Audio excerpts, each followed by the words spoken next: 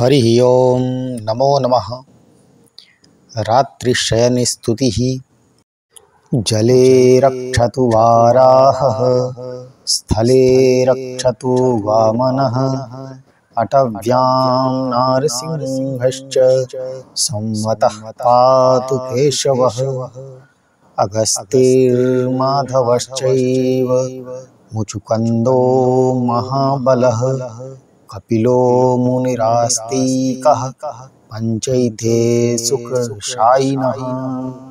सर्पापसर्पभद्रन्ते दूरं गच्छ महाविश, जन्मेजयस्य यज्ञान्ते आस्तिकवचनं स्मर।